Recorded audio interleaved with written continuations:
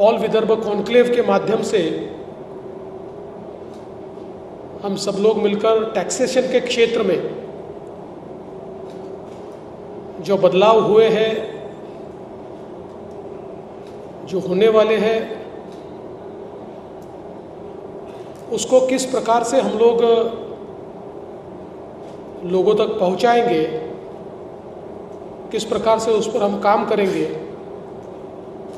उसमें क्या डिफ़िकल्टीज़ है उसको किस प्रकार से दूर करेंगे, ऐसी कई बातों के ऊपर एक मंथन हो, चिंतन हो, और जो इस क्षेत्र में वर्षों से काम कर रहे हैं उनका मार्गदर्शन भी प्राप्त हो, इस दृष्टि से इस कॉन्क्लेव को आयोजित किया गया है।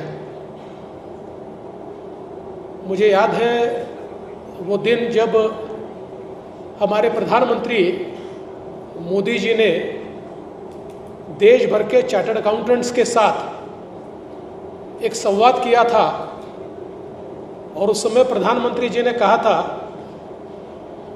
कि मेरे सिग्नेचर से भी ज़्यादा महत्वपूर्ण चार्टर्ड अकाउंटेंट्स की सिग्नेचर है। तो मैं ऐसा मानता हूं कि देश के सर्वोच्च नेता ने इस चीज़ को अधोरेखित करना, यही अपने आप में इस प्रोफेशन में हम किस प्रकार का कार्य कर रहे हैं हम समझ सकते हैं।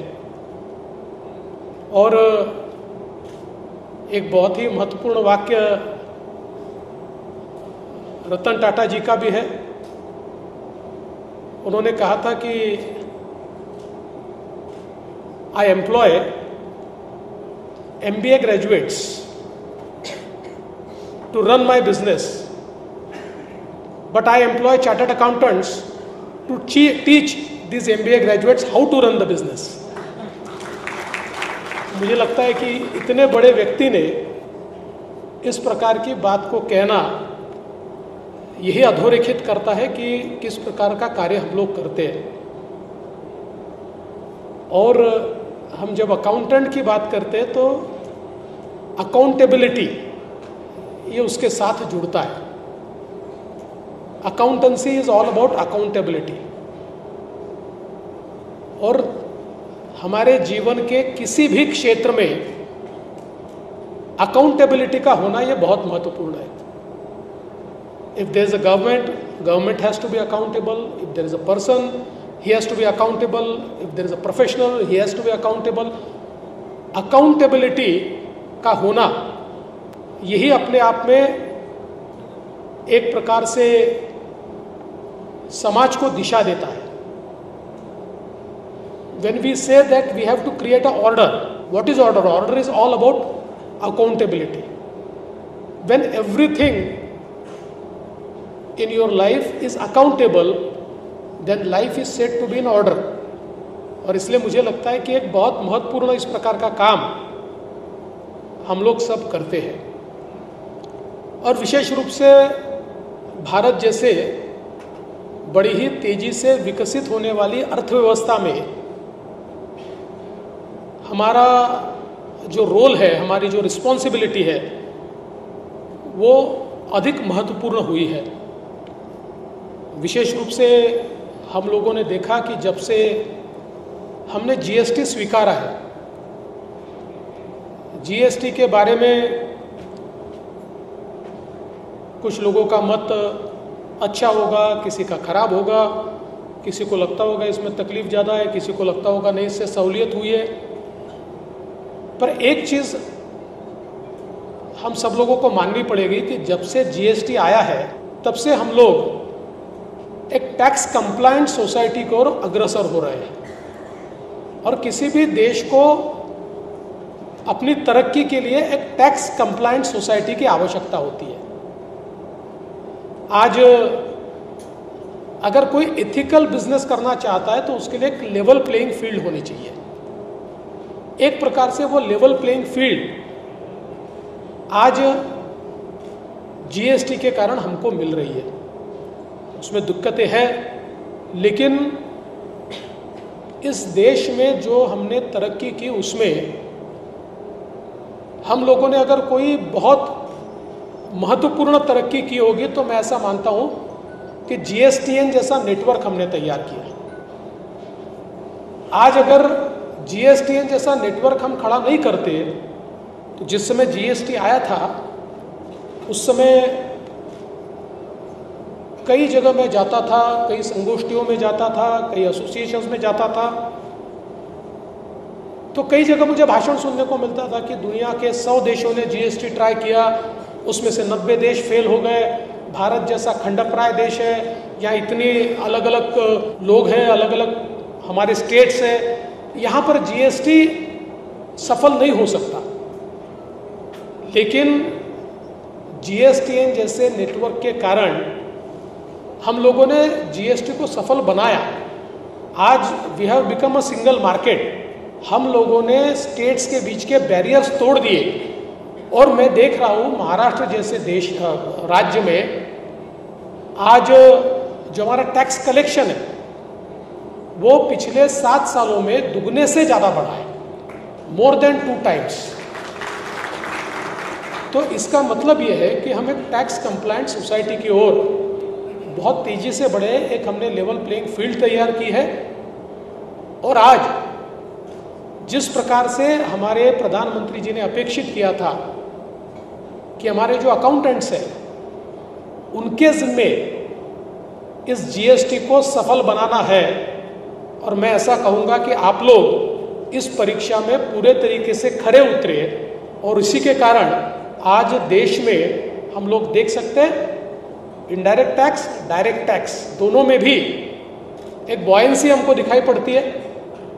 दोनों में भी हम लोगों को एक बहुत बड़ी बढ़ोतरी दिखाई पड़ती है और देश के विकास में इसके कारण एक तेजी आती हुई भी हमको दिखाई पड़ती है। आज जिस प्रकार से हमारी अर्थव्यवस्था बहुत तेजी के साथ आगे बढ़ रही है, we have become 5th largest economy of the world and soon we are going to become the 3rd largest economy of the world. जिस प्रकार से हम लोग आगे बढ़ रहे हैं, we aspire to make India a 5 trillion economy by 2028।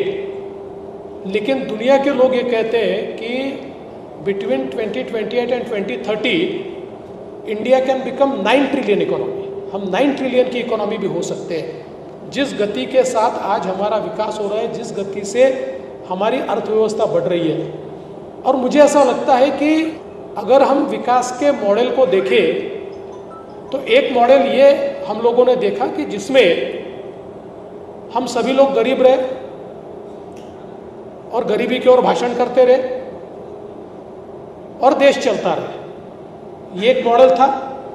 या दूसरा मॉडल ये है कि हमारे देश में जो भी गुणवत्ता है, हमारे देश में जो एंटरप्रेन्योरशिप है, हमारे देश में जिस प्रकार से प्रोफेशनलिज्म है, इन सभी को एक लेवल प्लेइंग फील्ड हम लोग दें और देश की अर्थव्यवस्था की तरक्की करें, और अर्थव्यवस्था की तरक्की के कारण देश की तिजोरी में जो पैसा आता है उसके माध्यम से हम गरीबी निर्मूलन का काम करें। और मुझे लगता है कि प्रधानमंत्री मोदी जी ने दूसरा रास्ता अपनाया, इसीलिए एक और हमारी अर्थव्यवस्था दुनिया की सबसे तेजी से विकसित होने वाली अर्थव्यवस्था बनी, और साथ साथ आज हम लोग गरीबी निर्मूलन का जो कार्य कर रहे हैं, मात्र 10 वर्षों में 25 करोड़ लोगों को गरीबी रेखा के बाहर निकालने का काम जो इस देश के अंदर हुआ है, आज यूनाइटेड नेशंस भी कहता है कि इस शताब्दी का ये सबसे बड़ा चमत्कार है कि इतने कम समय में इतने लोगों को हम गरीबी से बाहर निकाल पाए। आज हम महाराष्ट्र का विचार करते हैं तो महाराष्ट्र में भी हम लोगों ने प्रयास किया है, we want to become the first sub national $1 trillion economy. और मुझे बताते हुए खुशी होती है कि इस साल हमने $500 बिलियन का मार्क पार कर लिया है। Maharashtra is way ahead of other states. हमारे पीछे का जो स्टेट है वो अभी 300 बिलियन पर है, हम 500 बिलियन से आगे चले गए हैं। और हमारा ये प्रयास है कि by doing business usual in any ways we will be a $1 trillion economy by 2032, 2033. But we aspire to make Maharashtra a $1 trillion economy by 2028, 2029. और इसके लिए विकास की गति को बढ़ाने का हमारा प्रयास है। आज हम लोग देखते हैं कि in today's era speed of travel and speed of data are two things which will determine the growth. Speed of travel इसलिए क्योंकि स्पीड ऑफ ट्रैवल से हम लोग ग्लोबल सप्लाई चेन में एक अहम भूमिका निभा सकते हैं। गुड्स का मूवमेंट अगर फास्ट होता है तो उसके कारण हम सभी लोग जानते हैं कि इकोनॉमी ऑफ स्केल तैयार होती है और साथ साथ ईज ऑफ लिविंग भी आता है। आज एक समृद्धि महामार्ग अगर बन जाता है तो हम लोग देख सकते हैं कि इतनी तेजी के साथ हम लोग मुंबई चले जाते हैं, हमारे गुड्स मुंबई पहुंच जाते हैं, डिस्टेंसेस कम होते हैं, तो उसका व्यापार को बड़ा फायदा होता है।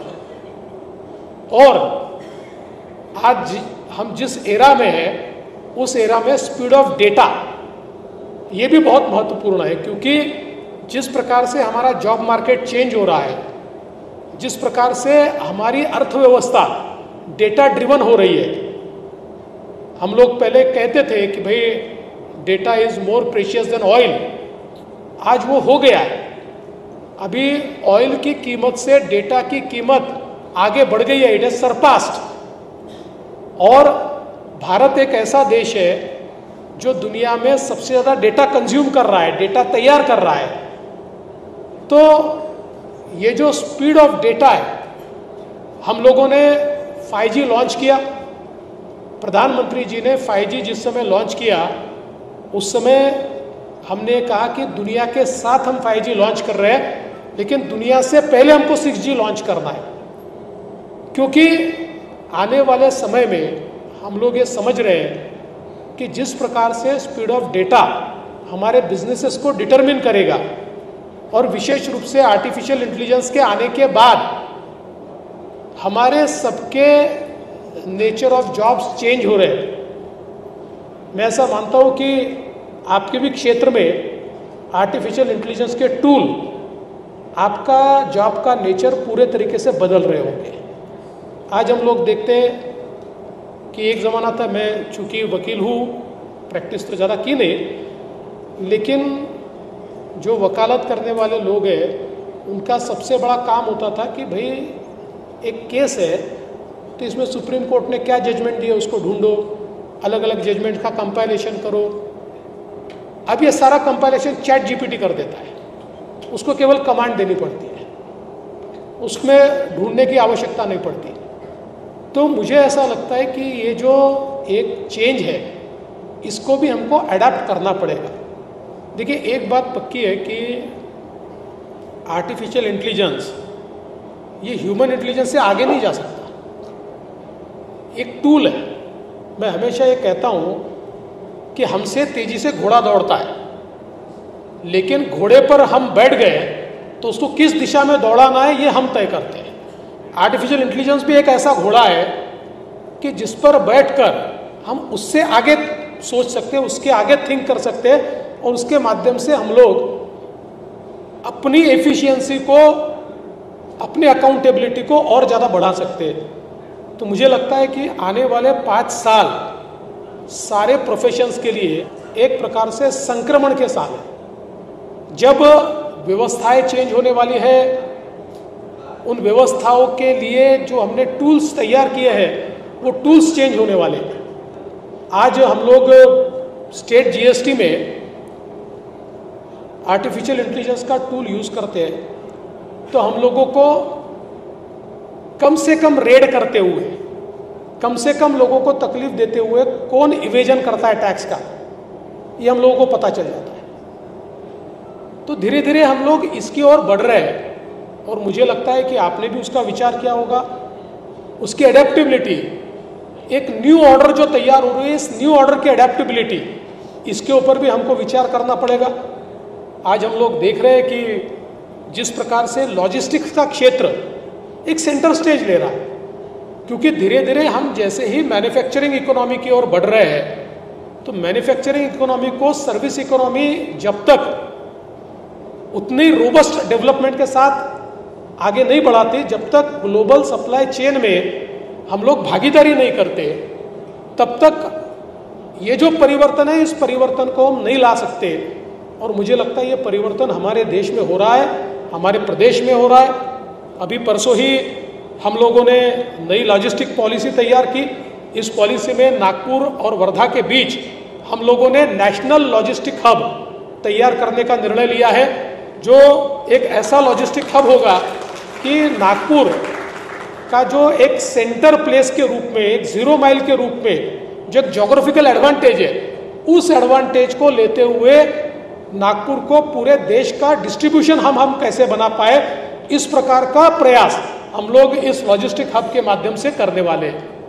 तो मुझे लगता है कि ये सारी चीज़ें जो मैं आपके सामने रख रहा हूँ, मैं इसीलिए रख रहा हूँ कि ये हर चीज़ आपका रोल बढ़ाने वाली है।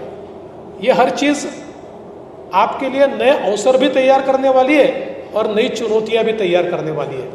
और मैं ऐसा मानता हूँ कि इस प्रकार के जो कॉन्क्लेव हम करते हैं, कॉन्फ्रेंसेस हम करते हैं, इसका फ़ायदा ये होता है कि अवसर और चुनौतियाँ, ये दोनों के ऊपर एक ब्रेनस्टॉर्मिंग होता है, एक नई दिशा तैयार होती है, सभी लोग उसमें एक अवेयरनेस लाते हैं और इसके कारण हमारे प्रोफेशन को भी हम लोग एक स्टेप आगे ले जाते हैं और लोगों की सुविधा के लिए भी हम लोग एक स्टेप आगे जाते हैं। तो मैं आप सभी को बहुत बहुत शुभकामनाएं देता हूं।